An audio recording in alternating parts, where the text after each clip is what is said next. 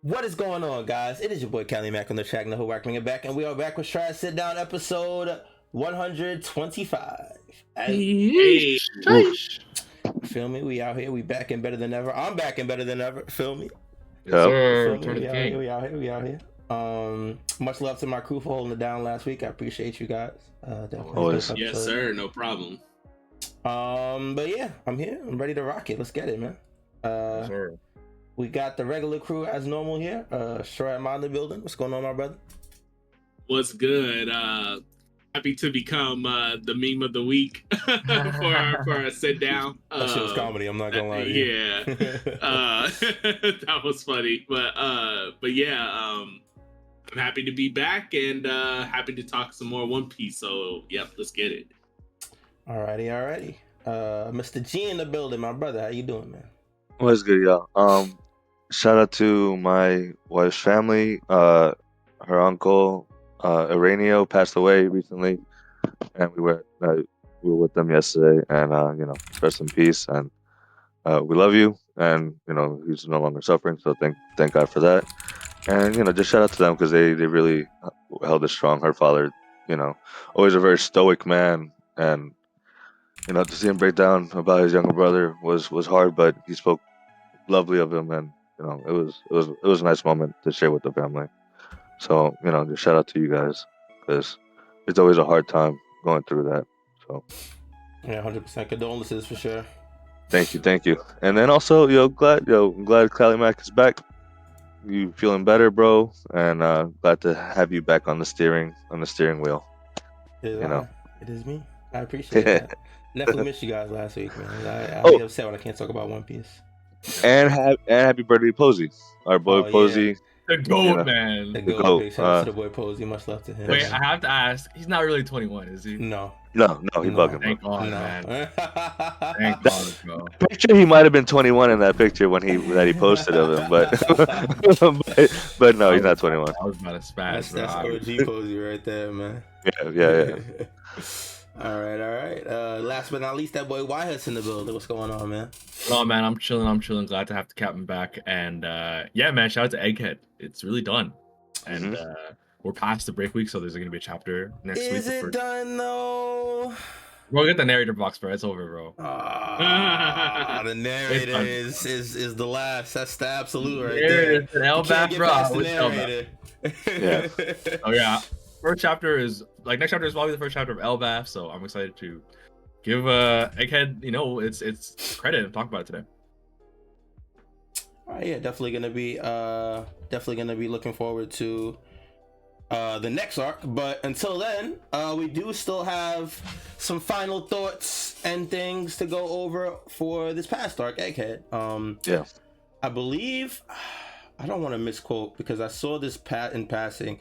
I think Egghead is top 4 longest arcs. I don't know if I'm misreading that. Yeah, so I saw something like that too, where I don't know if it's top 3. I think it's in 4th place, but it's what was it, 67 chapters altogether of Egghead, which I mean that's less than Wano. That's less than, I think, Dressrosa. I think, isn't Wano number 1 and Dressrosa number 2? Oh, snap. Okay. So, yeah, Egghead actually is number 4 because, so Wano is at 191 chapters. And then, this is episodes, though. But regardless, it's Wano, Dressrosa, Whole Cake, at 95, and then and then Fisherman Island is 51. So yeah, Egghead would be between. That's episodes though. Yeah, let me see if I can find that. But Egghead's not even done in the anime. How are they even? Well, he saw the anime thing, but the chapters I saw it's whatever I saw. It said I think Egghead had 67 chapters or 70. I got it right here. Top 5, Wano is number 1 with 148. Okay. Dressrosa is 2 with 102. Whole Cake is 3 with 78. Egghead is 4 with 67, and this is crazy. Skypiea is 5 is next, right? with 66. Oh Yeah, shit. beat it out by one chapter. One chapter. That's actually pretty crazy. It chapter What- to Alabasta is not close. Alabasta probably 6, I think. It's gotta What be- about But Marineford? Right underneath. No, Marineford wasn't Marineford that is- long. Marineford is like, yeah, really shorter than you remember. Yeah, Well, it's the anime to- made it seem longer than it was for sure. And I- here's the thing. Wow, yeah, Alabasta 63. That's crazy. That 63. is nuts. Damn, that's tough. Yeah, that is crazy. And I think here's the thing. So, I think what you bring up is a good point. How like I feel like the idea of arcs isn't even like uniform. Like first off, if you think Annie's Lobby and Water 7 are 2 different arcs, Yeah, I have don't. some news for you. You know, like Yeah. that Yeah. shit is capped. They're the same arcs. I think with those two combined, it's probably longer than Egghead. But I think again they cut off Jaya from Skypiea, and I find that hard to believe in my mind because no one is why they go to Skypiea. Yeah. Right. You wouldn't, and I don't think you will watch like, you know, or read Jaya and not read Skypiea after that. Like, I never seen someone say like, "Oh, I love Jaya, but I hate Sky Island." Like, I don't think I've seen that before. You know what I mean? I think I always see people like, you know, "Oh, I love Water 7, but I hate Annie's Lobby." Like, or I don't read. Annie's Yeah, it Lobby. shit doesn't Like, make sense. And like we said, but the Marineford, people consider a lot of that the Summit War, you know, stuff like that. So it's but either way, Egghead's kind of short, only 66 chapters compared to like all of the arcs we bring up. And it was only like 2 years of us reading. Egghead? Yeah. Kind of. Wait. I'm confused. I know we said it, but my point is that like they're not counting arcs together. Water 7 and Skypiea and Jaya. Okay. So it's like 6th or 7th. If you're counting the arcs that were packaged together. Yeah. Okay, I see what you mean. That's fair. But Egghead still, also like, had a lot of side content and stuff too, where it's Yes. like it also that could have been akin to like a reverie or something had it not just been sandwiched all in the middle of the actual arc of Egghead. Yeah, absolutely. So I could definitely see what you're saying for sure. And another thing about Egghead is that the pacing was crazy, bro. We didn't know if we were gonna get it the whole time, but yo, Oda completely skipped that one day We never before went they back beat to Yo. it. You're right. So yeah, the pacing of Egghead was breakneck, bro. We were moving. A lot of shit happened that one day. That we still have no idea. Robin got completely hurt. forgot about that shit until you brought it up. Holy hell. Robin got hurt. They recaptured Lucci, Kaku. They got hurt. They stopped the Seraphim.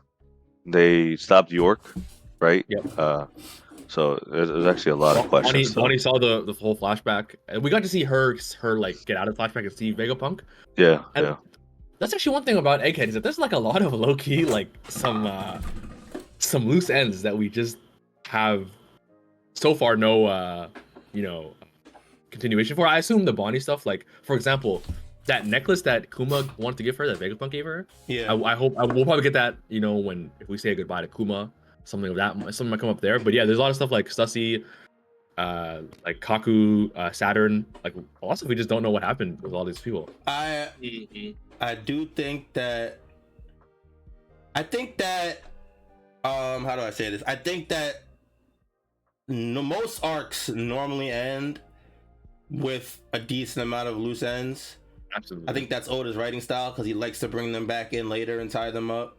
I also think that Wano, as much as people complain, had some of the least loose ends of majority of the previous arcs. I agree. And it was also loose ends. Yeah. And like as far as like loose ends, like unconfirmed things we need to have answered. There were some, obviously, because we talked about them. But I think compared to a lot of other arcs, early on and even post time skip, I feel like Wano had some of the least, and it was also one of the arcs we were in for the longest.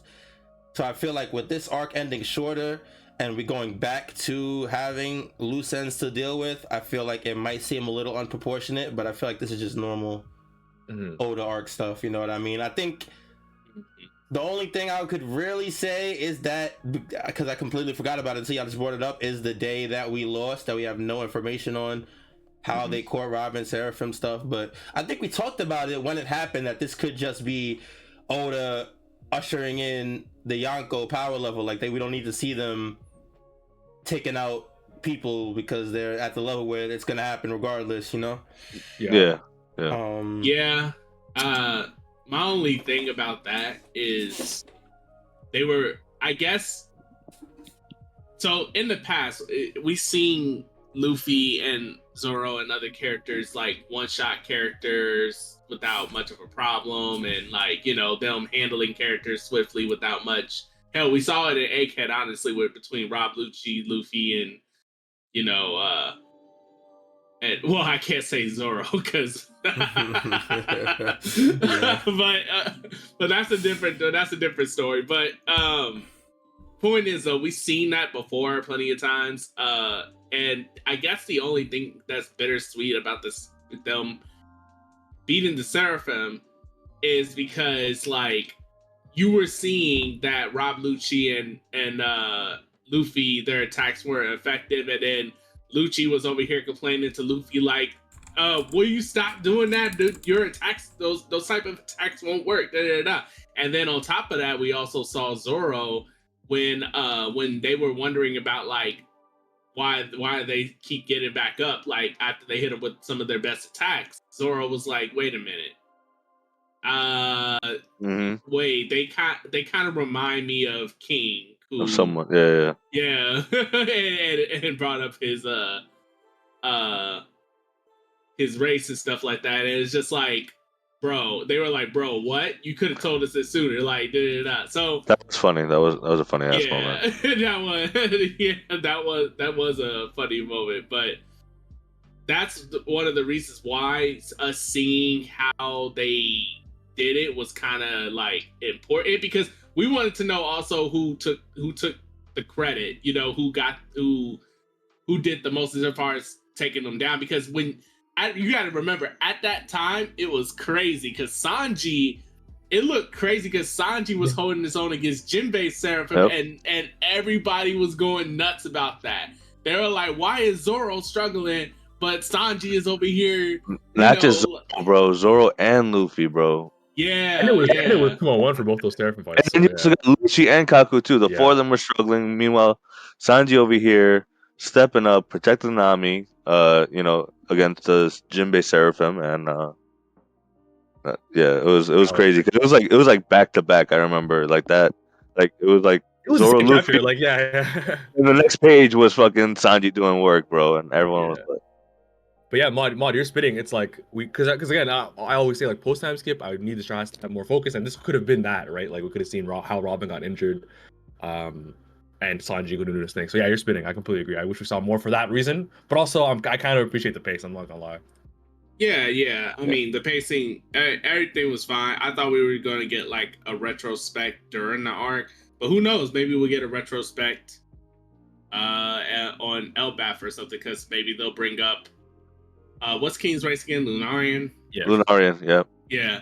Maybe they'll bring that up there, and then I don't know, they'll flash back to when they fought the Seraphim in that point. Maybe. Because we still gotta know also, I mean, I hope there's one thing they flash back to is who moved Luffy to the food place, man. I can't live without knowing this, bro. I think that's something that we 100% get at some point in time. I agree. I don't think we go without ever finding that out. I could definitely see them like when we get the bounties, them talk about like things that happened or mentioned, and then we see like, oh yeah, this guy was the one that gave me the food, or Kizaru, or someone, or whatever, whatever the case may be. And then Robin's like, oh, like, look, like we get to see like the actual, like, let's see if she has a scar now or something like that, right? Because it seemed like it was a serious injury, so then maybe they'll do like a little flashback of like what hit her or whatever. What the fuck could have done that to Robin? Because Robin's strong as hell, bro. So yeah, is she? Yeah, she must have got. Anyway, she's strong. Strong, we're not doing this. When we say strong, right? Like, because strong is kind of relative. Like, that's my point. Wait, that works for me. She's strong. No, she's strong. If you look at like Nami and Chopper and Usopp, like she's strong. What I'm saying, bro. But you look at over half the cast of the Straw Hats. I don't know if strong's the word I'd use necessarily. Wait, you feel me? Come on, the Monster Trio plus Jinbei. Then sure, she might not compare. But also, like, I feel like she might be. She's top 5 though. She's probably 5th. I'm about to say she's 5th. Like, real The bounty's crazy. The Bro, power if you're makes. getting compared to Jinbei, you're chilling, bro. You're strong as fuck. I don't want to go off on too much of a tangent here, but I also don't like using the bounty argument for Robin specifically, because her bounty is specifically only because she is of someone who can read poneglyphs. She did finally get like a Hold bounty on, that is hold high, but I don't even think it's that. I don't even think it's that. Before we even get to the her bounty, what it means, I don't even think that's why I think she's 5th. Like she just seems strong to me, and she fucked up Black Maria too. Like it wasn't even close. Bro, 75% of the Straw Hats could have fucked up Black Maria, bro. I don't know, man. Frankie was boxing Sasuke. They was throwing hands. I don't know, man. Frankie would have smoked Black Maria. I don't. You know, it's funny. We'll never fucking know. So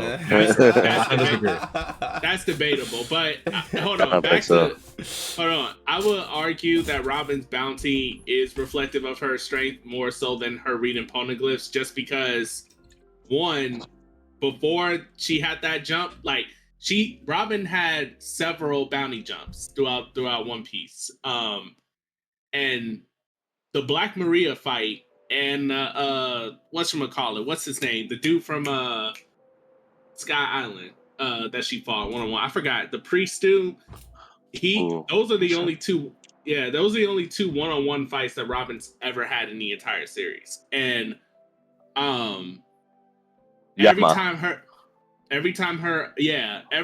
her bounty increased, we never saw it shot up disproportionately due to her reading poneglyphs. It was only once she beat it Black Maria that her bounty skyrocketed like that. And they had plenty of times to skyrocket her bounty, but her bounty was always relatively low in comparison to her peers.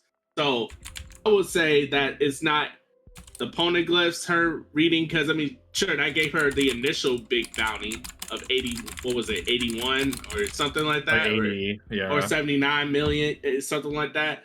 So that was the initial push, but after that, I think it's just straight up her skill set, like just like like she got the devil, she got that devil transformation, the Fishman karate plus Gigamonte techniques, like that's I think she warrants that type of bounty at that, like with that type of skill set. I ain't gonna lie, bro. I disagree with you, and I don't feel like arguing, so I'm gonna just say I'm right. That's so real. I will say, if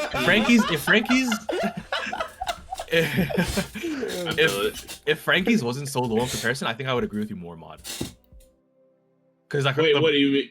Like, because Frankie's is like 400 mil, and hers is 900. Like, I'm like, damn, like, because I do think she's stronger, but I didn't think it was that different. Hold on, 400. I think. Hold on. So wait, I will say this. That's a big jump. It is, but I guess now they're in the billions, so I guess the scale kind of changes. Right. I'm about to say yeah, like it's not a billion. Like if you were to think about like Ace. Oh, I said this a long time ago too. I said that part 2 bounties are like inflation. Like it's gonna be different for part 2 than part 1. Like Ace had a 500 million bounty, right? Mm-hmm. And Usopp got a 500 million bounty now. There's no way in hell that Usopp compares to Ace, right? So, obviously, and we saw later down the timeline that Ace was actually stacking up to people like Yamato and stuff like that. So, I obviously think that if Ace was still alive today, his bounty would be in like the billions. The billion? Yeah, I think so. Yeah, maybe even. Especially after if he had survived Marineford, right? Being the son of Roger on the run and shit like that, his shit definitely would have shot up even more. Yeah, right. Yeah, so, no, you're spitting one. Yeah, so I think it's relative. It's relative based off the times. Like, and on top of, and then the second point I was going to say is that Frankie's bounty is. I want to say that's his is a low ball, because I forgot the bounty of the other dude, but the dude that he beat. But Sasuke, I'll tell you. Yeah, I forgot his bounty, but I think they low ball Frankie from that fight, even though he kind of beat him decisively. Yeah, this guy's was 472, and Frankie still isn't even higher than him. Like, that's crazy. Right? Yeah. See, exactly. So he's being lowballed right now. So that I don't hold the stocks to that being accurate to Frankie's like actual level. So I would say that too. And but I think you're overall like bringing up even talking about Frankie and Usopp, like it would have been nice to have them do a little more, and that's maybe what this one day could have fulfilled for us. Yeah. I will say I think Frankie did stand out more than a lot of the Strawhat in this arc in general. In Egghead? In Egghead, yeah. I think the bar is low overall. Yeah, but he didn't even really do much himself. But I guess I mean, he shot Saturn. He had a few moments, yeah. He moved when everyone was frozen, and he got Luffy out of the way because they were all frozen because of Saturn, and he used his arm shit to get Luffy from getting attacked by Saturn. Away, You know, like I said, he did a laser. You know, it wasn't much, but he did stand out more than the others, and you know, he was boxing, bro. He was boxing. When I think of standout Straw Hat moments from Egghead, the first one that comes to mind is actually Sanji. Yes, sir. Yeah, definitely Sanji tanking from the Jinbei Seraphim. That's the first one that comes. That's the one you call for Sanji? Not him kicking a laser? Not him. What? Wait, what? When he kicked Kizaru's laser? Well, no, because when I think of Sanji and Laser, I think about how he folded and got Vegapunk killed. So, I guess, yeah. He's holding that onto him for a no. He's like, Sanji, you failed, my boy. You failed. Kicking the laser was hype, though. I'm not gonna lie. I'm not even joking when I said that's the first thing I think of. I didn't even think about Sanji actually kicking the laser before that. But that was a good moment. You bring up him. I do because we talked a little bit about it in the last episode. The reason why Sanji like that happened, I think, is because of the conversation Vegapunk had with him saying that I think I need to die. That caused Sanji to hesitate in that moment. You know what I mean? So that's why I feel like Sanji was like, "Do I save him? Do I not save him?" Like he seems like he wants to die, but I don't agree with it. Made this nigga look dumb though. After like once he actually got him. Because it really seemed like Sanji was kind of powerless in that moment, which is why I also don't really put it against him, because although like I kind of thought Sanji might have had a better showing, it is an admiral. It's Kizaru of all admirals. Like it's kind of hard to stop him from doing what he wants. Even Luffy, like you know, Motto bring up, like even Luffy couldn't stop him from choking up Usopp, you know. Like, No. I'm not mad at Luffy. But you get my point is that like no one could pin Kizaru down. But yeah, man, they really got Vegapunk killed, bro. But it worked out in the end because Vegapunk. No, yeah, it all went according to plan, 100%. Can we talk favorite moments or? Yeah, I'm down. Let's get it. Yeah. All right, come back to me. I'm thinking. I got one immediately. Go ahead. So my top favorite moment, and I know this ain't technically, I mean, it's all in the Egghead arc, so I think everything's fair game. Yeah, but absolutely. favorite moment, when that boy Shanks pulled up and showed the fuck out on Kid. Yo. Like. Absolutely. That's a good one. Oh my goodness. The talks of that time was amazing because we were all thinking like, okay, maybe Kid is going to give like, you know, a decent fight, decent showcase. Yeah. He got stronger. He handled Big Mom. We didn't know what to expect, but we thought we was going to get like a decent fight, see some of Shanks' actual like full blown power or whatever, and see like how he was going to stack up with the Giants and everything. We didn't think he was going to win, but we thought it was going to be, you know, probably a decent showcase, or maybe the fight would not continue for some weird reason because Oda wanted to protect both of them. But nah, Oda said, "You're done, boy," and had Shanks cleared this man, jumped 30 fucking 40, bro. By the way, I saw the anime episode, man. Oh my goodness. Yeah.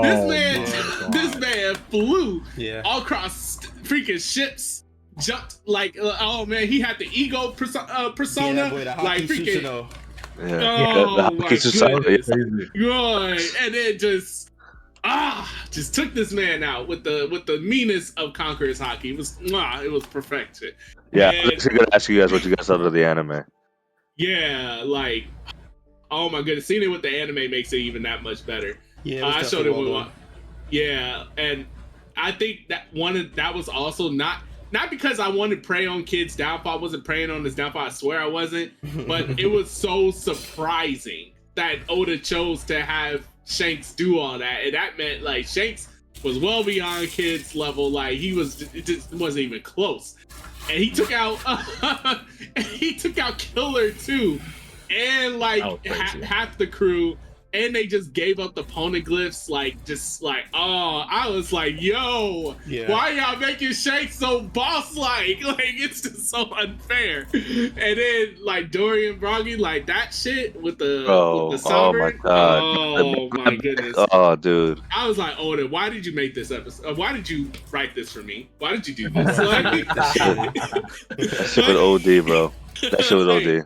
Like, that was, oh man, I cannot forget that. And then the community went nuts. Everyone was giving L's to Kid and all this other stuff. Yeah, like, the memes from that day were definitely generational. One of the best One Piece days for sure. Twitter was on absolute fire that day, 100%. Oh my goodness, I will never forget that for the rest of my life. You know, that actually leads me to a question. Because my favorite moment is also outside of Egghead. So I want to know from Mr. and Wahas, are your favorite moments on Egghead or is it outside of Egghead? I had two favorite moments, but for two different reasons. Like one is outside of Egghead. I think we might be thinking of the same one, Callie. Maybe. And then the other one was more like a favorite moment, but in a horror way type of thing. But we could yeah, like, so that one. All right, so I'll go real quick. The horror one was when the Gorosei, when you see the symbols, right? Like the symbols pop up on Egghead, and you're like, that's also my favorite moment. Oh, wait, okay. Yeah, like when Saturn popped up, and then like that was just one, and then the fact that a few chapters later we get the 5 of them, like the rest of them. 1109, baby. Bro, like, I just can't wait to see that animated because that music is gonna make it like dreadful. You know what I mean? I could hear it in my head, and like that shit was awesome. But then my non-favorite, like off of Egghead, had to be the Kuma Bonnie. I would count it as kind of on. Okay, well I'm talking about like his. Are you talking about the flashback, or are we talking about the flashback, like when he left her, and then like he didn't, like he said something at the end. I remember I started crying. He told her thank you. He just said thank you, Bonnie, as in like thank you for being alive, and then she doesn't get it.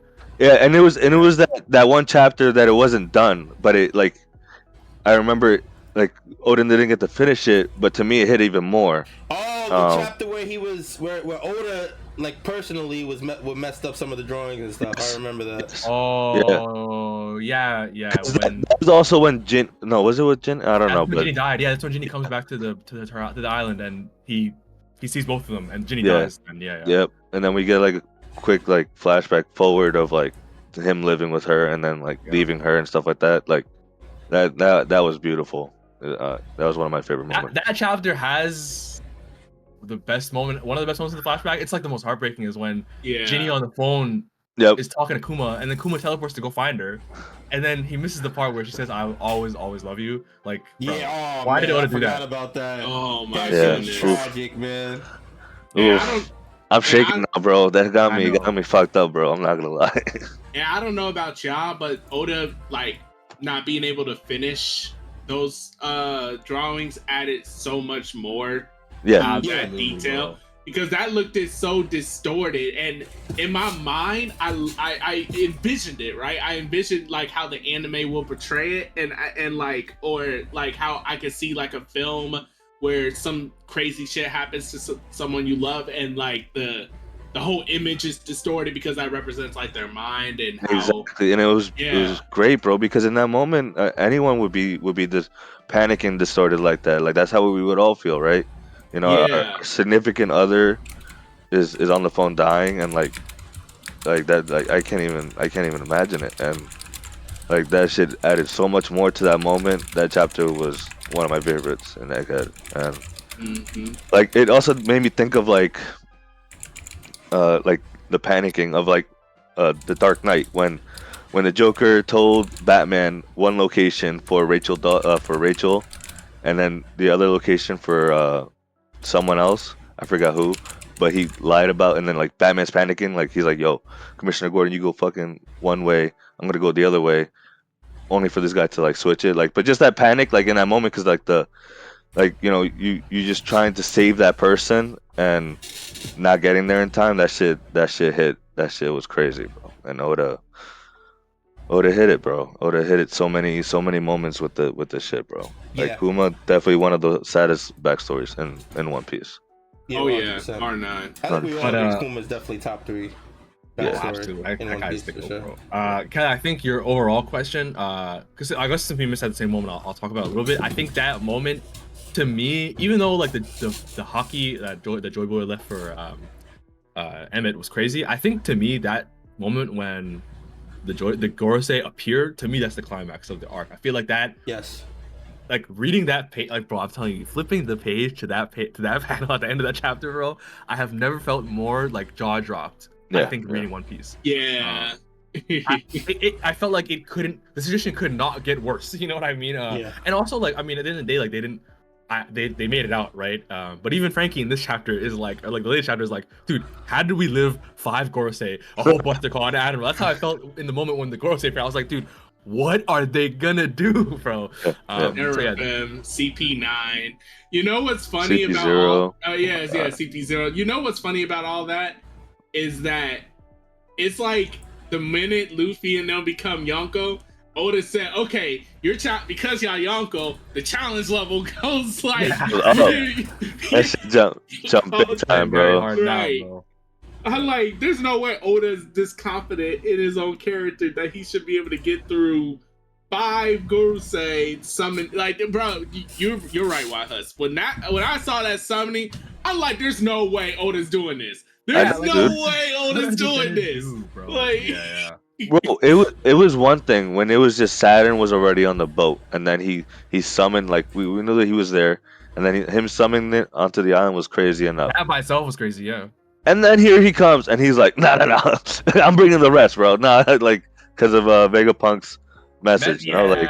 And that kind of also, like, just to bring up the first time he appears, bro, like we so much stuff has happened in Egghead that we forget that, bro, like these niggas appeared in demonic like circles, you know what I mean? yeah. Like, and the first thing he did was blow up niggas' heads. Like, what manga were we reading, bro? Old Marines, Yeah. yeah, bro. It felt like Black Clover, bro. Like that shit was crazy. Insane, man. But yeah, I think, Callie, your overall question to this whole point was about how Egghead is a little bit of cheating, right? Because like we saw Garp and Shanks in action, we saw Sabo versus the Gorosei, and actually that would be my second favorite moment. But I got the reveal that Nefeltaris are part of the Will of D. Ooh. I got that spoiled for me that week, Uh. and I don't think I've been sadder about a spoiler in my life, because like it was such a fucking huge thing. I made a whole theory off it afterwards. Like, it was the biggest reveal, probably the whole arc, one of the biggest reveals. And so yeah, Callie, I think you're spitting about how Egghead is kind of cheating, man, a little bit, bro. I 100% agree. I think, but it's cool though. Like it turned out cool. You know what I'm saying? So I don't want to discredit and also, like, from it. Yeah, no, I feel you. It definitely turned out okay. Like Oda did it in a way that it didn't. I don't think it really broke. I think that the way that he put the outside Egghead stuff into the arc, it didn't really break tension or mess up the pace of what was happening. I think he put it in the appropriate places where there were breaks in the arc, and yeah,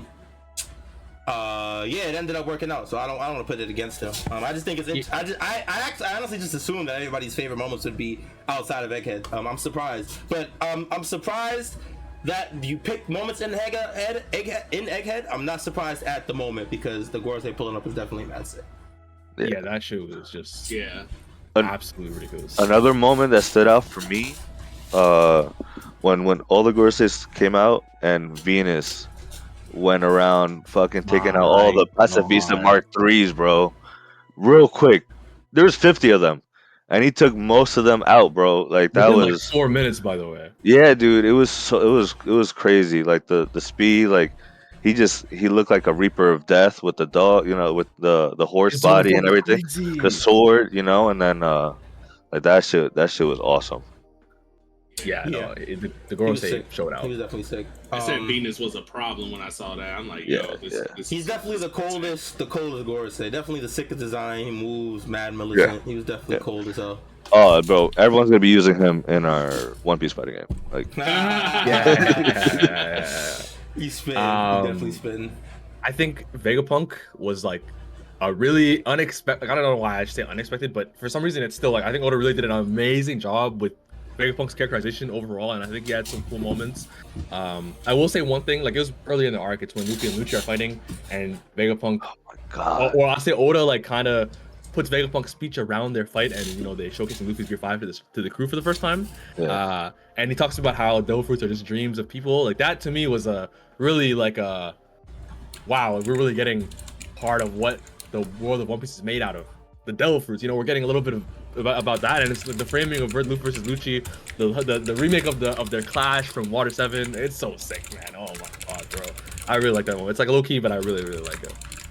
Bro, not just that since you brought up Vegapunk, not just that, bro. Like the fact that we've heard about this guy for so long, right? And we finally, thousands of chapters later, we finally meet him, and he impacted the series so much with just this arc in general.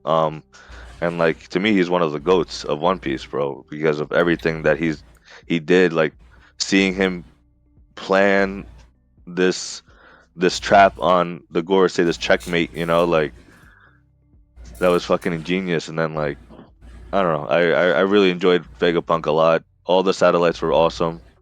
For the most part, Atlas definitely MVP.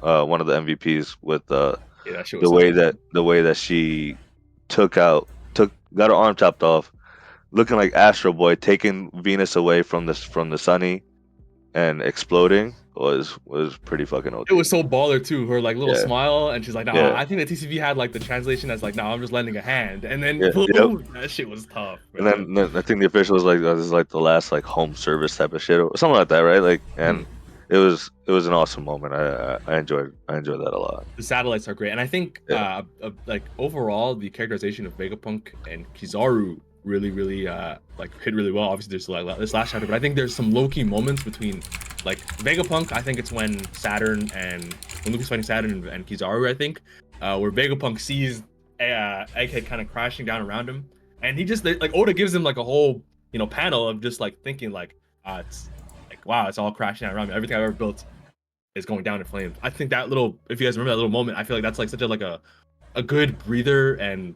like wow, Vegapunk. We get to think, like see in his head a little bit. That was sick. And then when Kizaru kicks Luffy in Gear 4 through the robot, and Kizaru thinks about Vegapunk telling him when he built the robot, "Oh, my robot dream is complete." So Kizaru was thinking about it the whole time, man. Oh, Egghead is so good, man. Peak arcage. Yeah. I think the emotion is like it really got across. 100%. What about for you, Callie? What was one of your moments? Damn, I guess I gotta have one now, right? Y'all gave me like 15 minutes. God damn. Yeah, we gave you time, bro. no, but honestly, thinking about it, I have two, and one of them is on Egghead. For me, my favorite moments of the arc are whatever moments make audible noise audibly come out of my mouth. Like whenever I audibly pop off, that's one of my favorite chapters. For Wano, it was chapter 1K, without a doubt, 100%. One of my favorite chapters of all time. For this, there were actually two moments where I audibly popped off, and easily my favorite moments of the arc.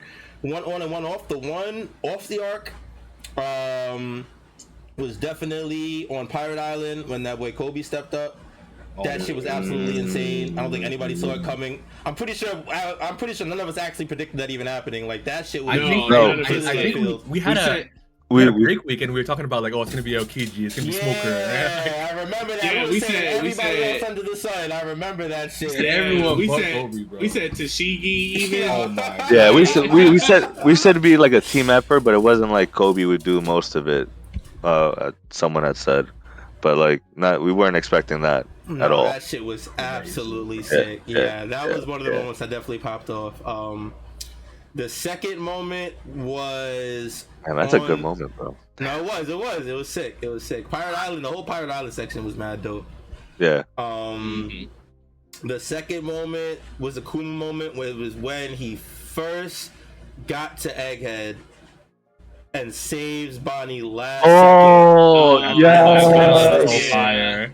Damn. That shit was beautiful, man. He's fighting through hundreds of soldiers, getting to the island. He's ripping people off from taking blasts, and then he finally gets to Bonnie and takes the Saturn leg, and then just winds up the punch. Oh man, I'm getting so damn.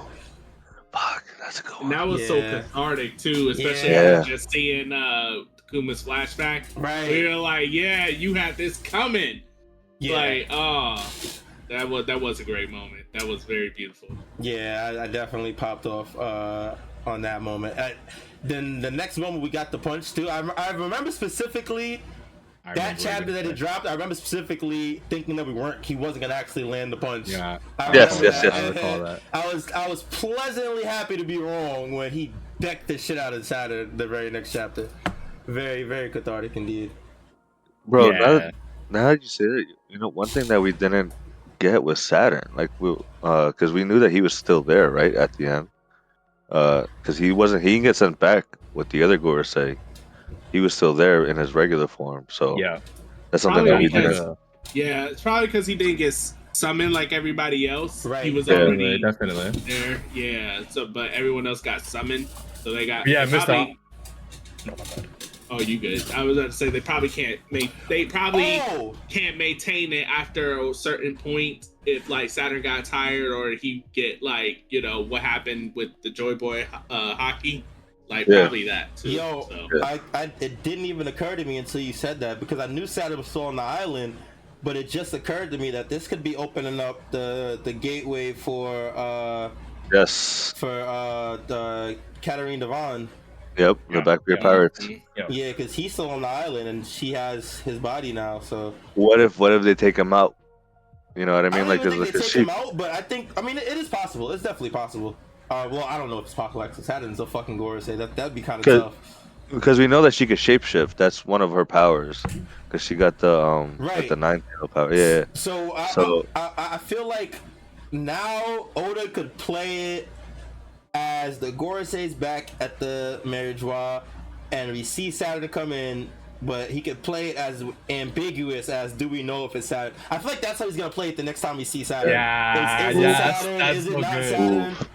That's so good, bro. Because we've seen the Blackbeard Pirates do some shit like this before. When after Jesus Burgess lost to Sabo at Dressrosa, he hid with them, right, and like found their base. Then the Blackbeard Pirates attacked the revolutionaries, and I feel like something like that could definitely happen.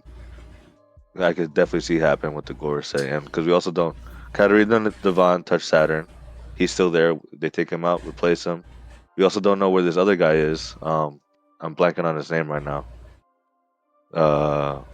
He looks like the Joker. The sheriff. Not sheriff, but what's his name? Lafitte. Yeah, we don't know what. We thought Lafitte was with Devon. We thought Lafitte and Devon were lots of people, because we knew that Van Alger was with Blackbeard, so we thought that Lafitte and Devon were gonna be the ones coming to Egghead. But yeah, we still don't know where Lafitte is, man. Oh my god, man, Blackbeard is on some next shit, bro. Another cold moment in the, because we talking about the Blackbeard Pirates, when Van Alger was like the world, you know, that shit was sick. That was tough. When they were talking to Saturn, like, and we still have no idea what the fuck he meant. And then an idea, but I don't know. Another thing he said about in that conversation was about Blackbeard's special lineage, and we still don't know anything about that. Yeah. So like, there's definitely some big like Callie said, this is how Oda writes. You know, he's like, don't forget about this one thing, you know, and then right. I'm not talking about it for arcs, you know. One of those things that I really hope we get as soon as freaking possible, but I don't think we will, is the Vegapunk bringing up some. It's when they're talking about how Kuma could have gotten past the self-destruct, right? The shutdown, and he's like, "Yo, does it have to do with this one special ability that Buccaneers have?" And it's like, wait, you're not gonna expand? You're just gonna say that in your head and not talk about it, Right. Because that is so fucking important and big. So, but we just didn't get more on it. I wish we did. But that's how it goes with Dude, Piece. Egghead was Yeah. crazy, bro. Because we also had the Bonnie moments too. Bonnie turning to Gear 5. You know, that was a crazy moment as well. That was dope. Man, me and my coworker at work were calling the shit out of that. We said Yeah. Bonnie Yeah. by the end of this was going to turn Gear 5th, and I Yeah, think and I think we talked about that too. Like if Bonnie's potential, like if she knew fully who Nika was and embodied what he represents, she's turning into Gear 5th, and we got that. Funny enough, I was super surprised about the community backlash behind that. Yeah. I thought that was a super high layup of like what Oda was trying to hit. Yeah, same. But Same thing with the satellites. Like as long as one Vegapunk lived, I figured they'd be okay. You know what I mean? I thought that was pretty obvious, but that was just me. I think one thing I'll say, Maud, about the backlash of Bonnie going Gear 5. I remember this so freaking clearly, and it bothered me then, and it bothers me a little bit less now. But it really bothered me then was when the before Luffy's Gear 5, and Oda was pump faking about some fruit that got its name changed, and people were like, basically, so this community was split about the special fruit is Luffy's. The fruit is not Luffy's, right? Those are like the two sides. Yeah, I remember that. right. Bro, it was so obviously like supposed to be Luffy. Even if it was supposed to be a fake out, Oda was hinting that it was Luffy because we get that chapter and then immediately the Gorosei are like, yo, take out Luffy now, right? And it's like, yo, why would they do that after talking about a certain fruit? You know what I mean? Yeah. I'm not gonna front. I think I was one of those people that was like, I don't think I definitively said, but I was split. Like I couldn't make a decision. I don't think it's wrong to. But my problem wasn't people that had that idea. My problem was people that thought that there's no way Oda changes Luffy's fruit or like the fruit's Luffy's, even though like you gotta at least admit it's a red herring or a fake out, right? Right. But That's why I was split about it because they showed. Like you said, they mentioned Luffy, but then in the next panel you see Zoe, like they're talking and Zoe's right there. So I'm thinking like, okay, I don't know what to think. Like, no, absolutely, so I think then the problem was one thing people really didn't like was the fact that Luffy's ability was gonna change in some way, and they felt really attached to this current, Luffy. And I think that's kind of what Gear 5. People really love Gear 5, and then like people were like, oh, Bonnie's figuring it out after just like seeing it for the first time, blah, blah, blah. She didn't work for it. And it's like, bro, like you said, it's about more than her fighting ability. First off, she wasn't even doing anything crazy. She did a Gear 3 punch, like respectfully, right? Yeah. And second, like what she did before, just yeah, exactly. And so what? Yeah, she just literally her whole push. She did in her flashback even. Yeah. So, but her the point of her getting it is about the thematic meaning of Kuma's inability, or like Kuma's being gated his whole life by being a slave, being persecuted, but the fact that through his contributions to like Luffy and Bonnie's life, he allowed his daughter to not be gate kept and can do whatever she wants and be free. And what does being free mean, right? Like Luffy's Gear 5 is when he's at his freest. So I think if you think about that stuff, that it hits so hard, but I guess people are more worried about if she deserves it. It's like, bro, right, but it's funny because I mean, look, it's Gear 5th is Gear 5th crazy, yes, but it's like people forgot how like and this is why I say power scaling is important, because it's like people forget that like it just not all things are created equal. If two people have Conqueror's Haki, that doesn't mean they're on the same level, right? Like, so why not apply the same logic to this situation here with their devil fruits? Like, it doesn't mean that, oh, she's literally on Luffy's level. She's literally Yonko tier. Like, I don't think that. In fact, you saw her struggling to keep the form. She was kind of struggling to keep up with Luffy and all that other stuff. And Luffy was like kind of coaching her and helping her. Which I love too. That was awesome. I love older brother Luffy. Because he's always been the little brother. Exactly. Yep. And then and thematically, like you said, why Huss, it was perfect because, and I think I said this before too. In contrast to like because there's been parallels between Egghead and O'Hara, and if you think about like Ennis Lobby Robin, where she was someone who went through a traumatic moment as a little kid in O'Hara, then grew up 20 plus years later to not trust people, etc., and then Luffy broke that persona out of her and convinced her to want to live instead of going to her death. Whereas, like in this counter situation, we got Bonnie as an adult because we thought she was an adult. But to come to find out, she's actually been a kid, and come to find out, she's been fighting this whole time to live, to have the right to live, which is what Kuma was trying to do the whole time. And just for her to get in that moment, for her to wish upon her death, but that was because she lacked any kind of conception of what freedom was and what truly it meant to embody Nika's teachings and stuff like that. Mm-hmm. So for her to get it, that means she broke the curse. She broke her inner conflict, just like what Robin did back all those years ago. So I thematically, I think it made perfect sense for her to get Gear Fit. Like, I think it just made perfect sense. And like I said, it was like an alley-oop. I thought that was what we were leading towards the whole time. I mean, the fact that we had distorted future, and then we see the moment you saw Gear Third and her thinking about like what Kuma said, like, oh yeah, Nika, he was this rubber man, and and then she said, give me a Nika-ish future. That should have been like, oh yeah, we get it. If Bonnie can conceptualize what Nika looks like, then we getting a Gear Fifth Nika Bonnie, like straight up. But, yeah, absolutely. You know. Yeah, I completely agree. I can shit on the One Piece community for years if you let me, but common sense is not so common, bro. Yeah, facts. Mister, you bring up the older brother Luffy moments. I think that is such a good part of that moment at the end of versus Saturn, where Luffy is gonna attack, but then he looks at Bonnie and he's like, nah, let me support her attack here, and saves her from one of the tentacles. Like, it's such a good Luffy moment. That guy's the GOAT, man. That guy's really the GOAT. He is, like, you know, he helped the older brother Momo. Now Bonnie, you know, like he's just doing what Ace and Sabo would have done for him, and that's one thing that I love about Luffy, bro, because he treats people the way that he would want people to treat him.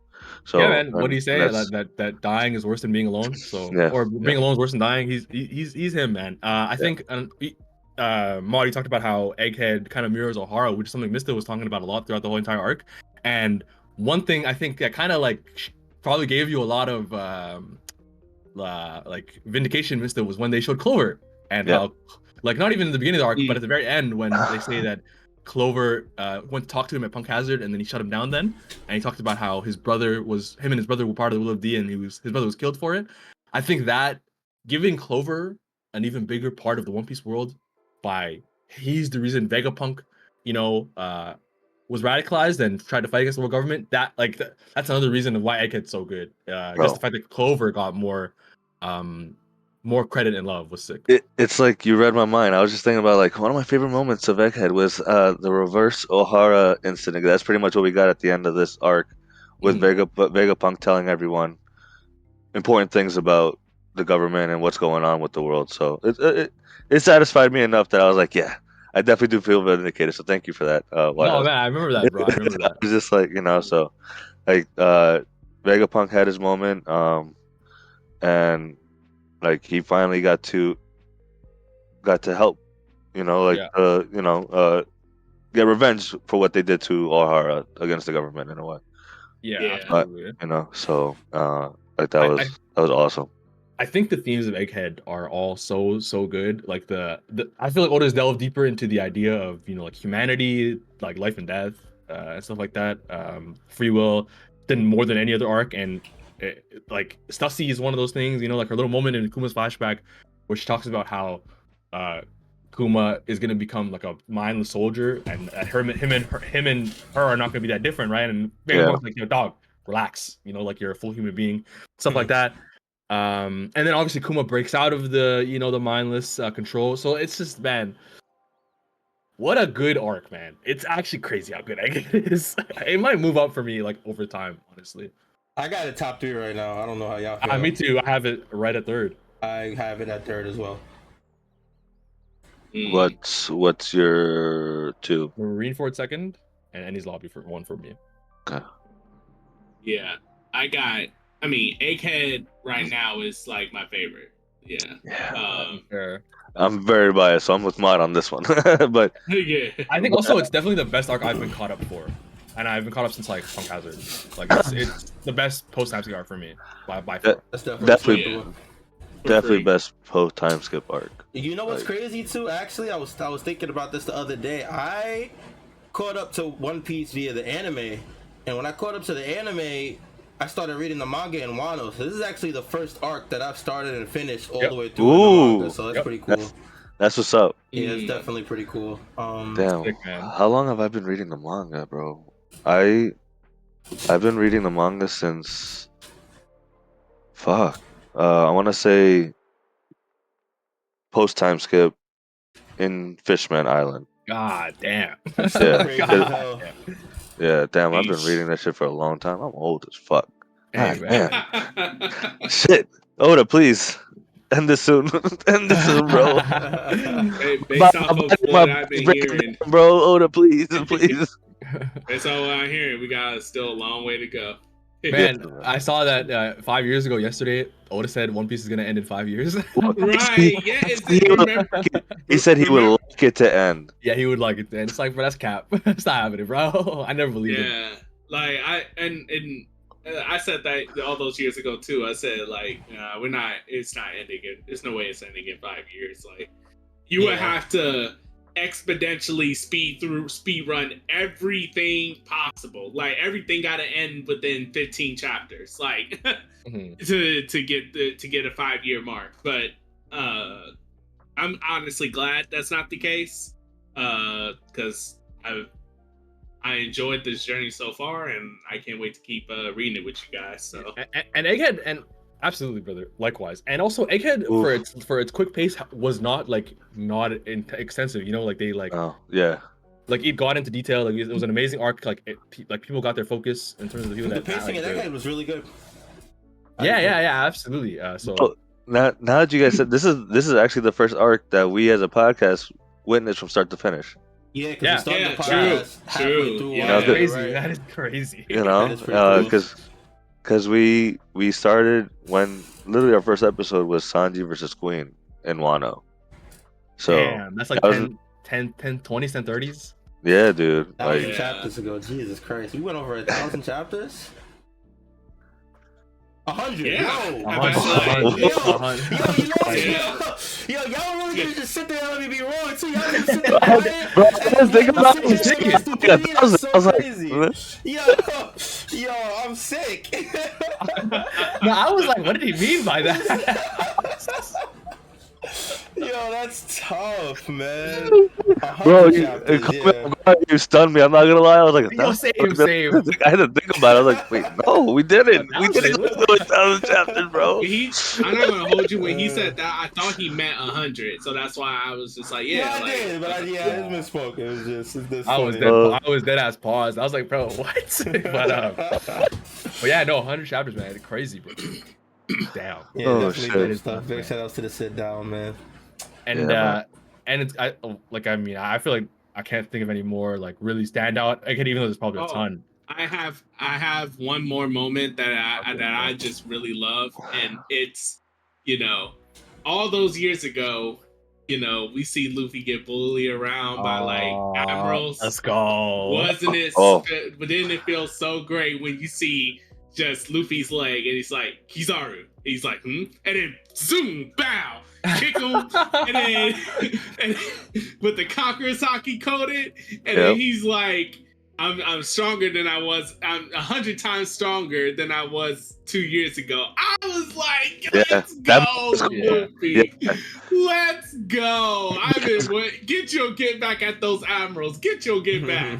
Like, Because Luffy felt Kizaru coming onto the island, right? And then like he met him there and then attacked him right away. Like that was with the kick. That shit was crazy, bro. yeah. And was- and the line, right? Like the 100 times Yeah, stronger line is yeah. like a reflection of what Rayleigh said about Kizaru to them. Yeah. So, or maybe like Yeah, I don't know if it was man. Rayleigh or Kizaru, but yeah, it's cool. I sent the panel from Amazon Lily to the Strawhat Sitdown Discord, where he says like he thinks about how they just lost to Kuma, Sentamaru, and Vegapunk. Kizaru. And Saboti, yeah. Yeah, and he's like, yeah, and he's like, yo, he was frustrated. I'm gonna get stronger than all of them, and yeah, this is where we were. So yeah, Mon, I'm so glad that was a stat. That might be in my like top 5 moments of Egghead. Maybe top 3. Man, That was you know so how good. Yeah, that you shit know was what fire, that bro. moment reminded me of? That reminded me of like when I first watched One Piece, right? And I saw like Luffy go through hell from Saboti to Marineford, and everyone kept saying like, "You're not strong enough. You're not supposed to be here. You're not that guy." Da da Yep. da da da. But he comes back 2 years later, and he knocks out the very same pacifista that gave his entire crew trouble, put them at the brink of like death, Yep. and it took their entire crew. And Luffy knocks out that same pacifista in one clean punch. That moment always brings into my mind of like the power that Luffy obtained, the growth, everything. And so seeing Luffy do that to Kizaru was that exact same feeling. Like in the anime, when that happened, they played the One Piece theme when that happened. And it's funny enough, if they did that with Kizaru and they played the One Piece theme then too, I would not be mad, because that it evokes that exact same feeling, like, of growth. So I'm happy. Like, I love that moment. Nah, absolute facts, man. Egghead. Oh, another amazing moment, and I think it was sick reading it. Like just like the first time you ever read it was when they go back to Egghead after the out of Egghead stuff, and York is on the phone with the Gorosei, like, oh, I obviously won, blah blah blah. Yeah. But one thing though, please help me. Yeah. And then Luffy Zoro has his sword at her neck. That is the sickest like page turn ever, bro. No, Right. that shit was sick. 100%, I agree. And then you saw Zoro, Luffy, and Nami together. And then, like, because people were comparing like that picture to like them in the past, like when they were younger, and like they're like, oh, what a come up, like, you know, that these three have come. Sick. That's sick. Because she had she had the little gun out or whatever, like the Vegapunk gun, Yeah, bubble you're gun, right. right? So like, yo, oh, man, what a moment! And another one that now that I keep thinking about it, because you brought up Nami, was when she was real quick on Oh, I'm so glad you against brought it up. Saturn, and like Yeah. mobilized like everybody when they were being attacked by Saturn, and like he went after Robin real quick, and she was like, protect Robin, and like she threw herself.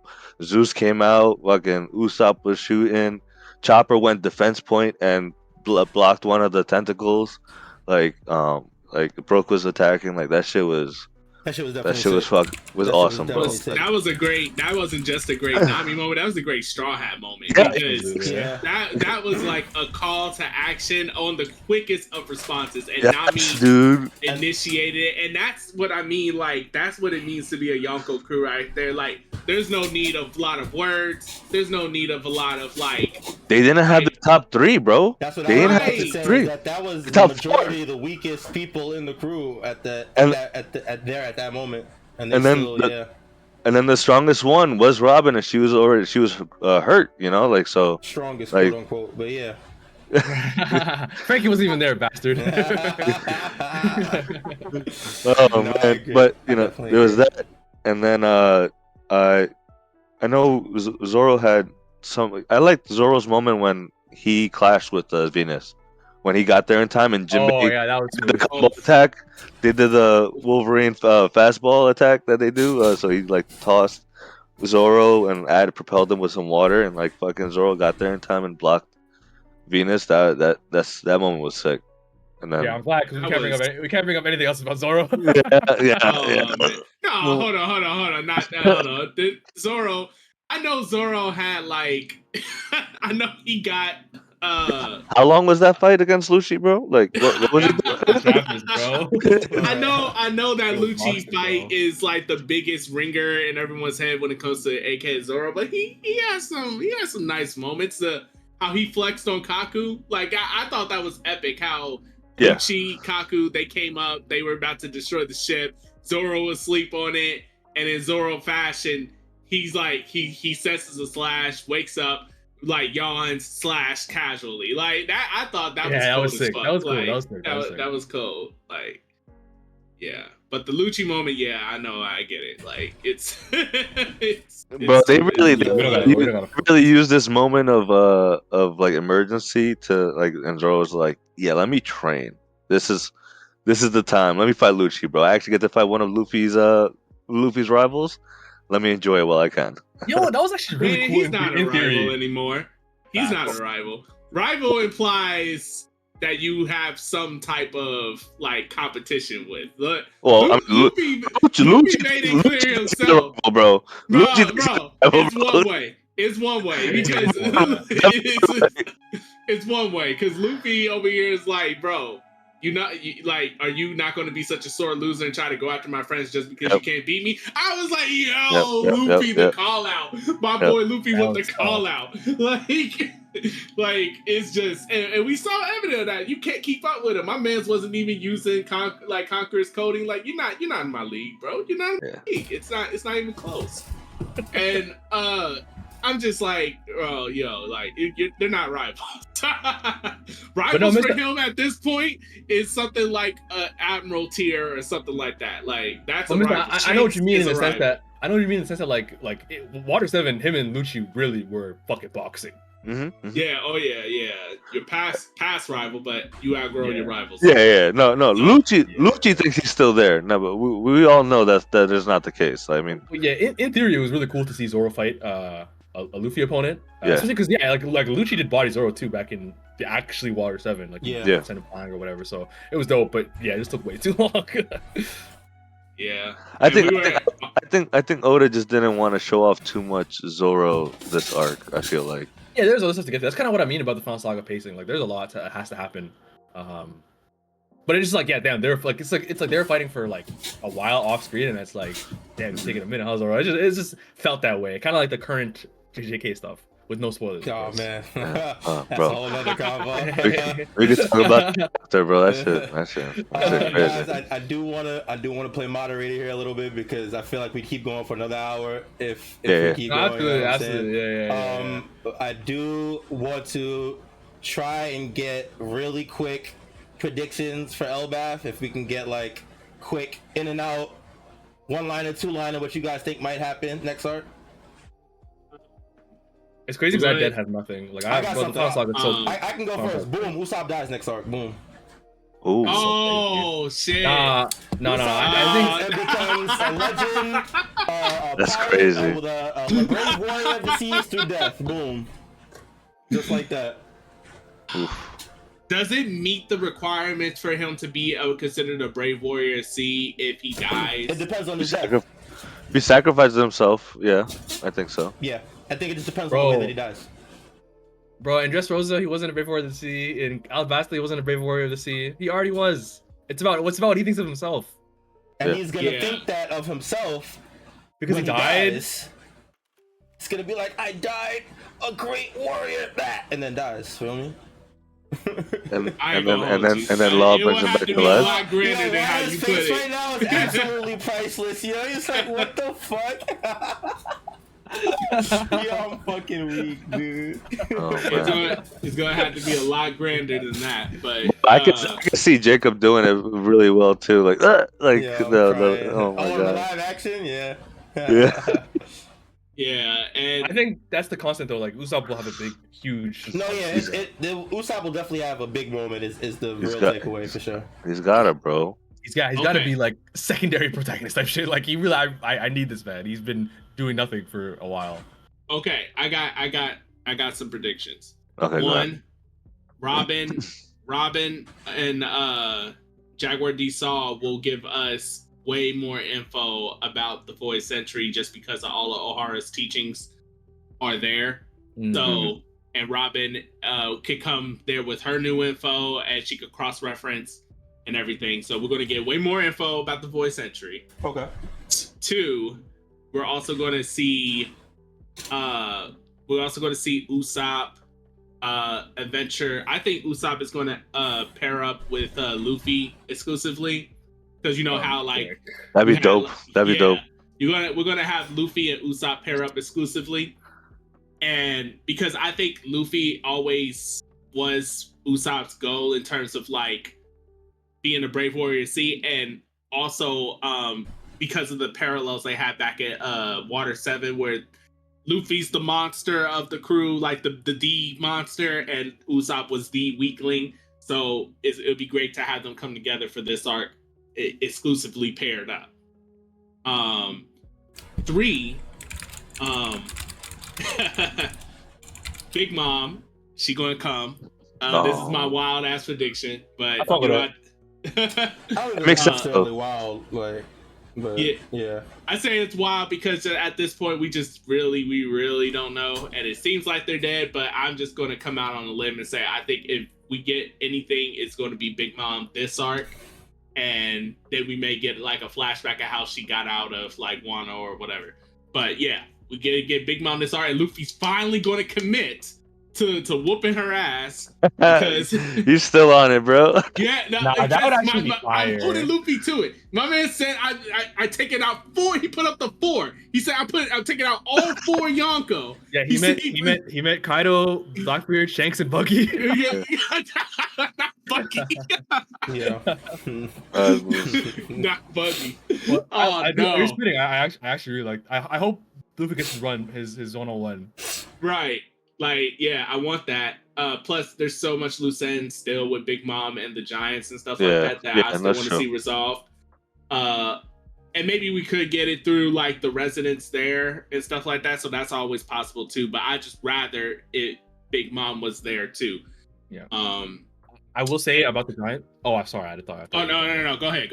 What you I was gonna say about the Giants specifically, like the fact that the Luffy is the sun god is gonna be a huge thing, and I think it might mean that we're gonna get stuff about the before the Void Century and how the current civilization is made and stuff like that. That also makes me curious as to when Luffy finally decides to believe it himself. You know, like, will that unlock something in him? You know, like, yeah.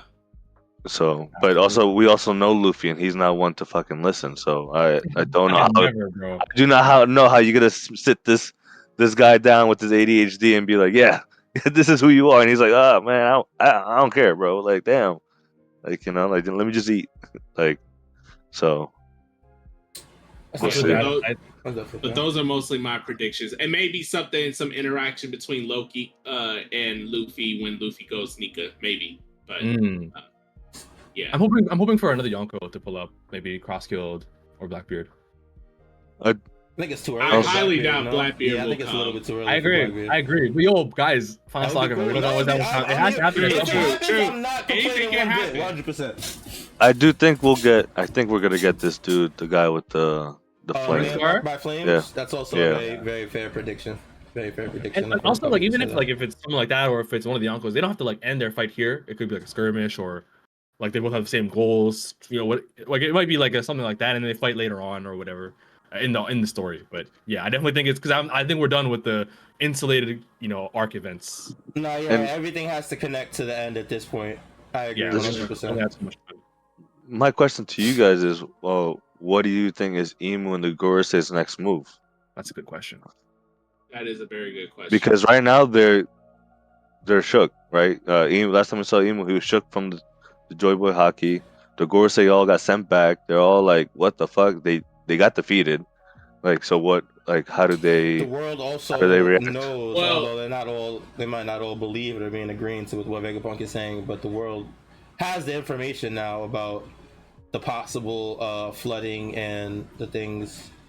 The use of the weapons and stuff. Yeah.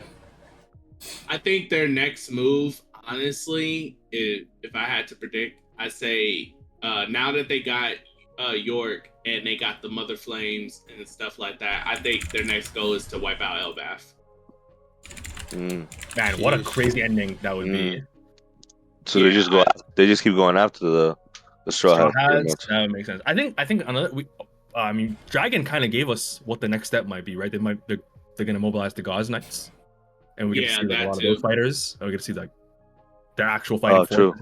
Like those people could be villains. For each of the Yonko, right? Or like the Revolutionary Army, they might run into they might run into a few of them each, right? So I think that's gonna be their next play. Like, all right, let's get them in the story somehow. Put 2 of them at Egghead or Elbaf or whatever. Yeah, and I think either way they're gonna come at Luffy because right now, if we're looking at it honestly, I think Luffy's a bigger threat to the Gorosei than even Dragon is right now. Like, yeah, absolutely, absolutely. Like between the Nika stuff, he still got. If they find out that Vegapunk is still alive, because I feel like they will find out that Vegapunk is still alive on Luffy's crew. That gives them like dude, they'll get like mad motivation to go after Luffy. And then on top of that, Bonnie's still with them, and Bonnie still can control pacifista all around the world. That's still a huge threat to them. So I think that they're just gonna gun-ho go after the Straw Hats. Like there's too many. Plus they still got Robin. They still want to kill her, even though she was like kind of an afterthought for at some point. Because Saturn and them were trying to get to Vegapunk, but they still got Robin. I think Luffy got too much powers at his disposal for the Gorosei to let him just roam free. So they're gonna gun ho for him. Like, yeah, no, absolutely. Yeah, that's definitely fair. Anything else? Any other predictions? No, I think that's it. And I think that kind of puts to perspective. Like, I think Egghead. I don't think anyone predicted anything about this arc. Like, not a single thing. like in terms of like at Wano, like all the Blackbeard's pulling up, Kuma, Vegapunk, it was fucking nuts. So I think it's so hard to predict what's gonna happen. Yeah. Series. I agree. I definitely agree. We're definitely in one of the most unclear moments in the story right now, but it's cool. Which is really exciting. Yeah. No. Yeah. Exactly. It's very exciting to see where it will take us next. We're no break next week, right? No break. No break. We back to our regular schedule action. You love to see it. I guess it's gonna be about it.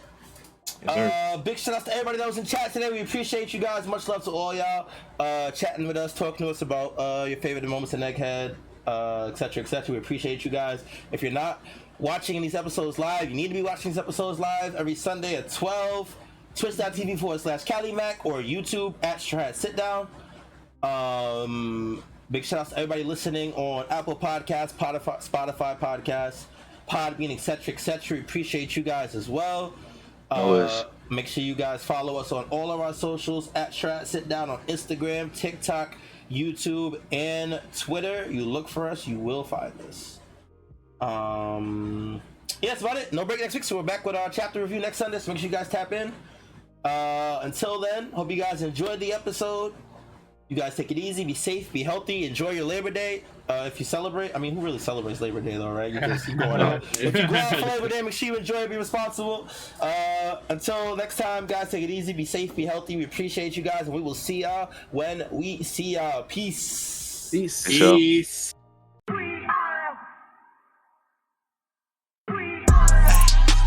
Who gon' get down? We are.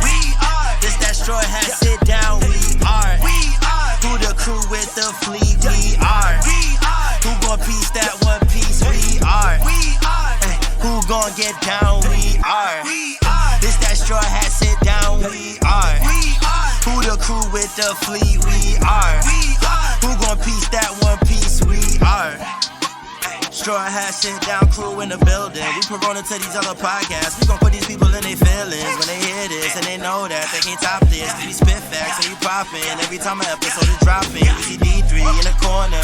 Mister, that's a real G with the green screen in the background. Got him looking like he in a real scene. We got Big Mod in the cut. Always ready with rebuttals, but he bring the knowledge when we in the huddle, so you know the crew is never gonna fumble. And it's wise, last but not least. If you ask me, then Cali, mad at Captain, make him rally around me. Every Sunday, we gon' run deep, and we can't stop until we find out about that one piece. Who gon' get down? We are.